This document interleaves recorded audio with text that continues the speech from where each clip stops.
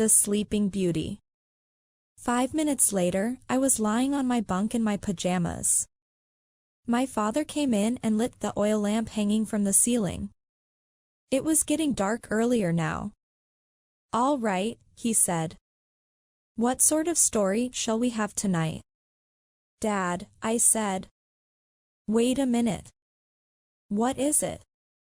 "Can I ask you something?" "I've just had a bit of an idea." "Go on," he said. "You know that bottle of sleeping pills Doc Spencer gave you when you came back from hospital?" "I never used them." "Don't like the things?" "Yes, but is there any reason why those wouldn't work on a pheasant?" My father shook his head sadly from side to side. "Wait," I said. "It's no use, Danny. No pheasant in the world is going to swallow those lousy red capsules. Surely you know that." "You're forgetting the raisins, Dad." "The raisins? What's that got to do with it?" "Now listen," I said. "Please listen. We take a raisin. We soak it till it swells. Then we make a tiny slit in one side of it with a razor blade.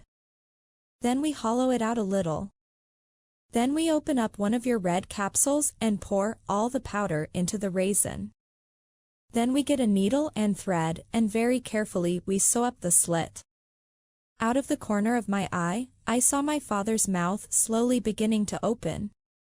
"Now," I said, "we have a nice clean-looking raisin chalk full of sleeping pill powder and that ought to be enough to put any pheasant to sleep. Don't you think so?" My father was staring at me with a look of such wonder in his eyes he might have been seeing a vision. "Oh, my darling boy," he said softly. "Oh, my sainted aunt. I do believe you've got it. Yes, I do. I do. I do." He was suddenly so choked up with excitement that for a few seconds he couldn't say any more. He came and sat on the edge of my bunk and there he stayed, nodding his head very slowly up and down. "You really think it would work?" I asked him. "Yes," he said quietly. "It'll work all right. With this method we could prepare 200 raisins, and all we'd have to do is scatter them round the feeding grounds at sunset, and then walk away. Half an hour later, after it was dark and the keepers had all gone home, we would go back into the wood, and the pheasants would be up in the trees by then, roosting, and the pills would be beginning to work, and the pheasants would be starting to feel groggy, they'd be wobbling and trying to keep their balance, and soon every pheasant that had eaten one single raisin would topple over unconscious and fall to the ground. Why, they'd be dropping out of the trees like apples. And all we'd have to do is walk around picking them up. Can I do it with you, Dad?" "And they'd never catch us either," my father said, not hearing me. "We'd simply stroll through the woods dropping a few raisins here and there as we went, and even if they were watching us they wouldn't notice anything." "Dad," I said, raising my voice, "you will let me come with you?"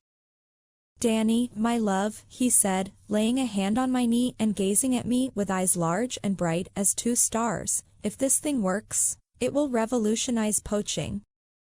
"Yes, Dad, but can I come with you?"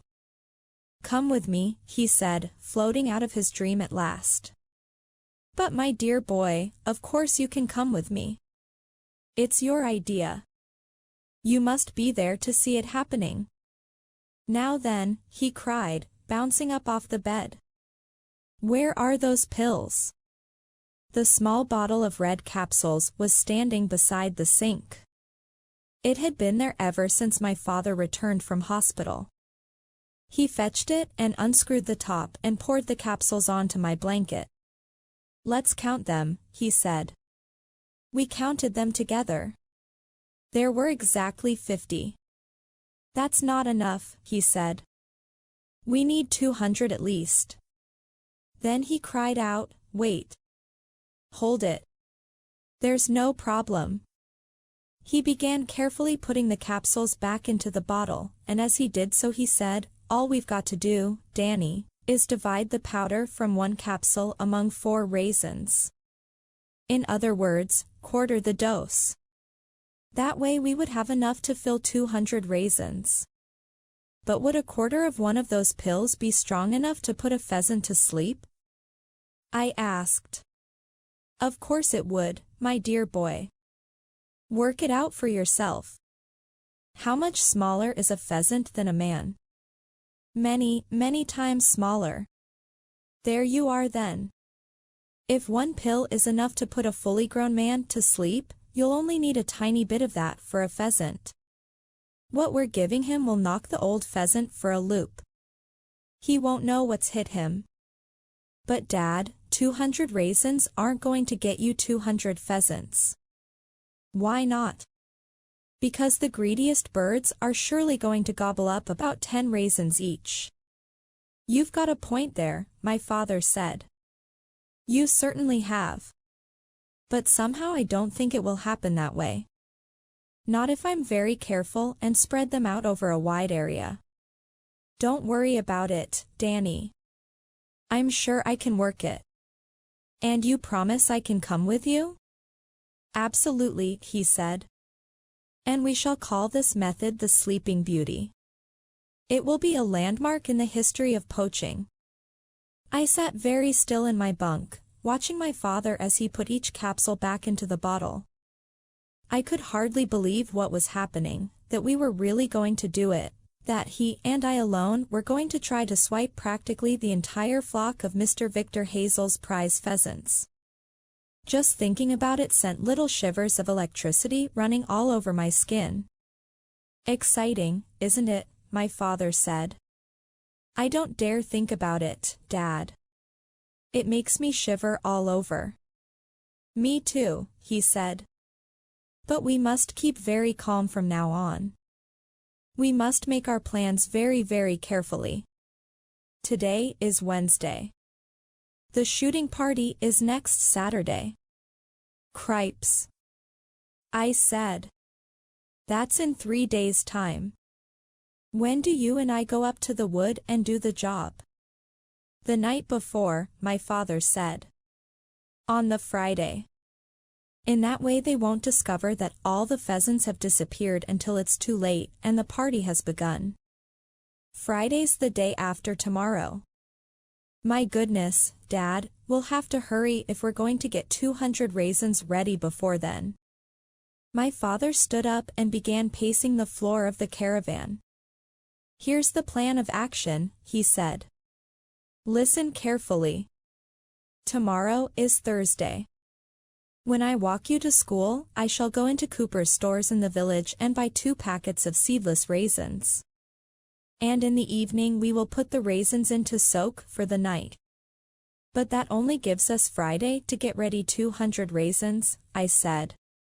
Each one will have to be cut open and filled with powder and sewed up again, and I'll be at school all day. No, you won't, my father said. You will be suffering from a very nasty cold on Friday and I shall be forced to keep you home from school. Hooray! I said. We will not open the filling station at all on Friday, he went on. Instead we will shut ourselves in here and prepare the raisins. We'll easily get them done between us in 1 day. And that evening, off we'll go up the road towards the wood to do the job. Is that all clear? He was like a general announcing the plan of battle to his staff. All clear, I said. And Danny, not a whisper of this to any of your friends at school. Dad, you know I wouldn't. He kissed me goodnight and turned the oil lamp down low, but it was a long time before I went to sleep.